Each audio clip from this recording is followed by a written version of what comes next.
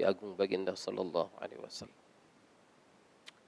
Nanti hadirin yang mulia, di mahsyar ketika Allah Ta'ala akan menzahirkan kemurkaannya, ini diceritakan dalam hadis Bukhari. Di Bukhari Syarif ini diceritakan ini Allah akan menzahirkan kemurkaannya, kemarahannya, yang mana kemarahan seperti itu tidak pernah terjadi sebelum dan setelah itu. Cuman sekali itu Allah menzahirkan kemurkaan yang kayak gitu itu. Efek dari zahirnya kemurkaan Allah ketika itu membuat seluruh nabi-nabi, rasul-rasul, para malaikat muqarrabin sekalipun, mereka semuanya pada menggigil ketakutan.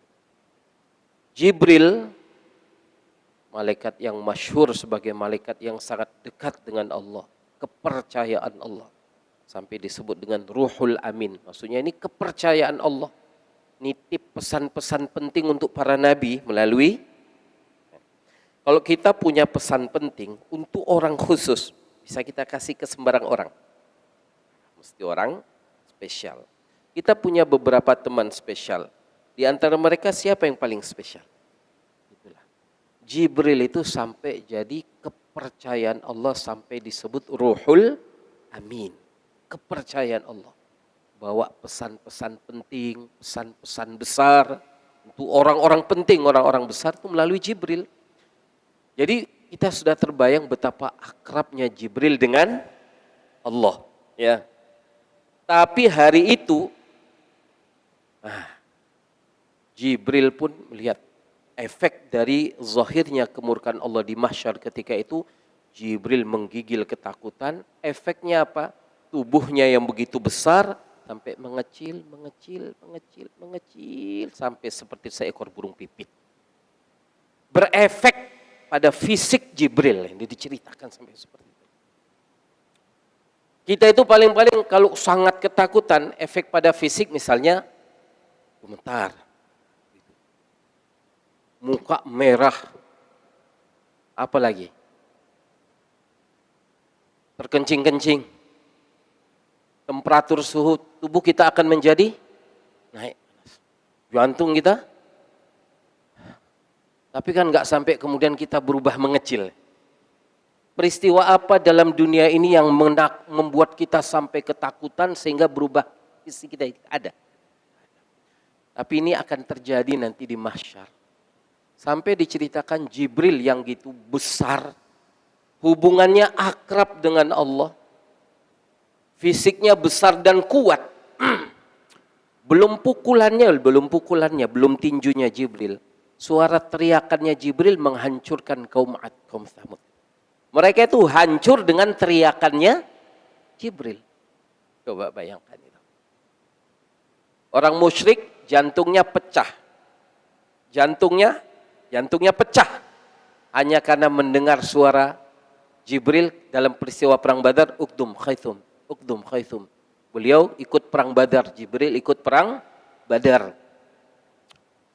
Saking cintanya kepada Nabi dan para sahabat ketika beliau ikut bergabung dengan orang-orang Islam dalam perang Badar. Naik kuda putih. Namanya Khaythum.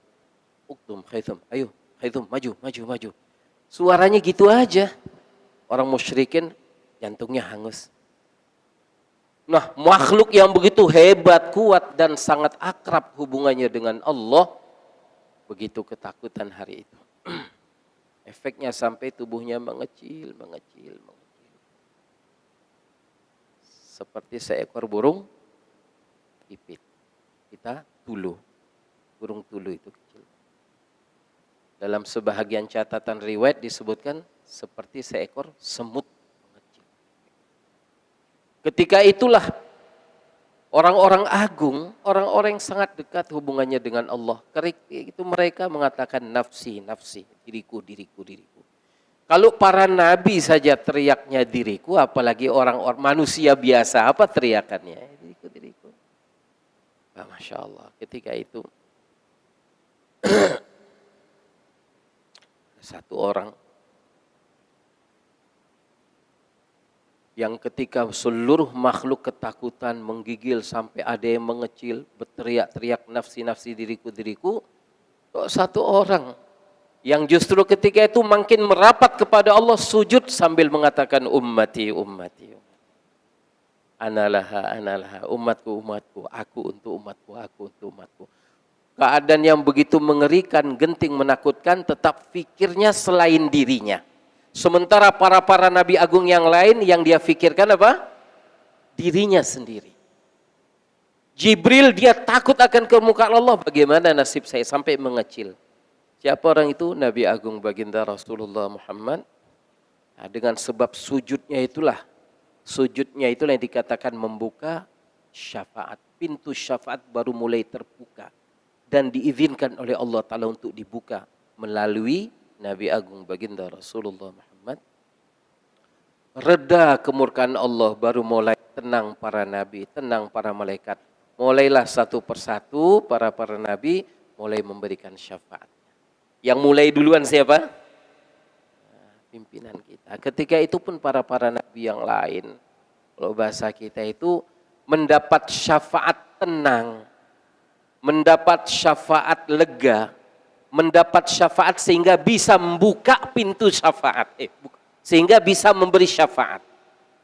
Para nabi mendapatkan syafaat sehingga bisa memberi syafaat melalui siapa? Nabi agung baginda Rasulullah Muhammad sallallahu alaihi wasallam.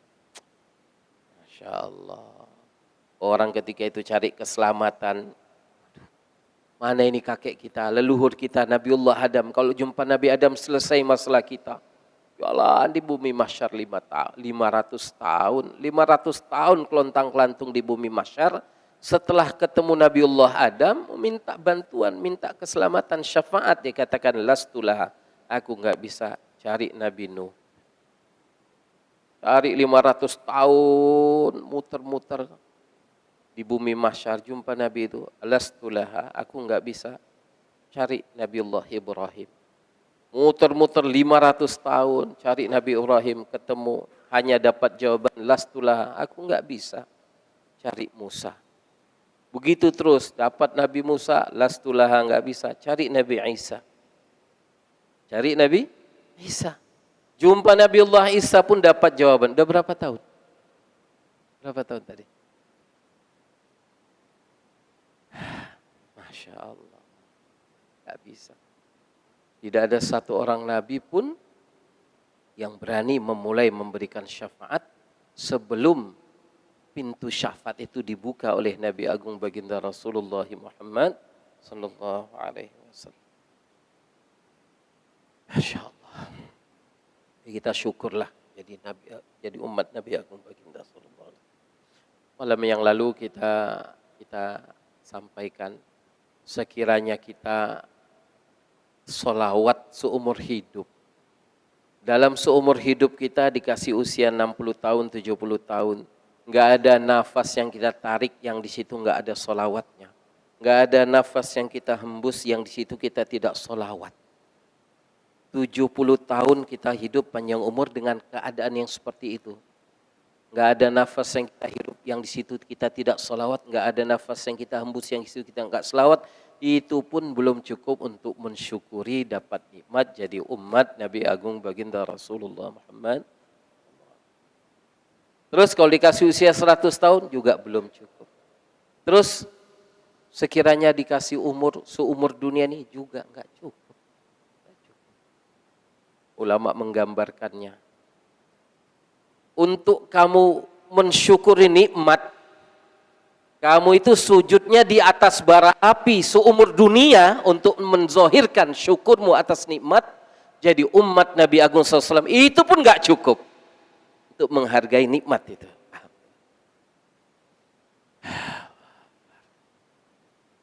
Bukan sujud di atas karpet ini.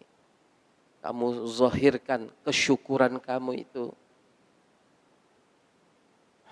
dengan sujud di atas bara api seumur dunia ini, panjang umur seperti itu. Untuk menzohirkan syukurmu kepada Allah bahwa kamu dapat nikmat jadi umat Nabi Agung Sallallahu Alaihi Wasallam. Itu pun gak cukup. Yang tahu nilai nikmat jadi umat Nabi Muhammad Sallallahu Alaihi Wasallam, yang tahu harganya cuma Allah Ta'ala si pemberi nikmat ini. Nah, Ya, wallahu alam bisawab. مولاي صل وسلم دائما أبدا على حبيبك خير الخلق